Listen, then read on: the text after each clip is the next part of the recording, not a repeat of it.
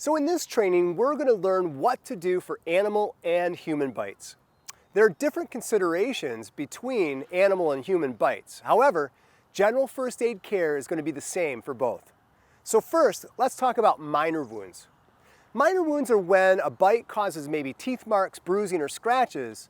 You should treat this type of wound by washing the area thoroughly with soap and water. For skin with scratches, you should also apply an antibiotic ointment to prevent infection and then cover the area with a clean bandage. A more serious bite wound is when the skin is punctured or torn and bleeding. A person with an open bite wound should receive medical treatment from a physician due to the high risk of infection. Care for an open wound that is not oozing or spurting blood by washing the area with soap and water. Then, simply apply a sterile dressing and then seek medical treatment. For a wound that is oozing blood, apply direct pressure with a clean, dry cloth to stop the bleeding. Then apply a bandage if the bleeding is under control and seek medical treatment. Now for arterial or severe bleeding, in other words, bleeding that is spurting or pulsating or not easily controlled with direct pressure, be sure to call 911. Keep direct pressure on the wound until EMS arrives. And then watch for signs of shock and treat them accordingly. Now let's talk about some special considerations for human bites. The most common form of human bite occurs among young children because they're curious, angry, or frustrated.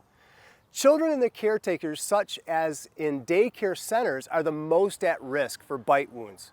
The good news is that most human bites are harmless and don't break the skin. Now, serious bites from children are highly unusual. The biggest concern with human bites is the risk of infection. You see, human saliva is known to contain hundreds of species of bacteria and is more likely to cause an infection than even animal bites. This is the reason that human bite wounds that break the skin need to be seen by a physician. Keep in mind that it's highly unlikely that the bloodborne pathogens like HIV, hepatitis B, or C will be transmitted by a human bite. However, a physician will need to make that decision and determine the recommended treatment based on the various circumstances of the bite wound. So now let's talk about animal bites like from domestic pets. Cats, dogs, these also cause most animal bites because they're around kids and in the house. But the greatest concern is that the animal bites from non-immunized animals may carry the risk of rabies. For any animal bite that punctures the skin where the rabies immunization status of the animal is unknown, the person needs to be treated by a doctor immediately. The good news is that domestic cats and dogs and other animals like maybe rabbits and squirrels and rodents rarely carry rabies.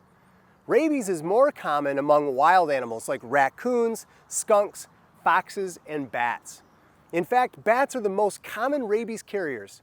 The Centers for Disease Control and Prevention recommends that children or adults exposed to bats who are sleeping and discover bats present seek medical advice even if they don't even think they've been bitten.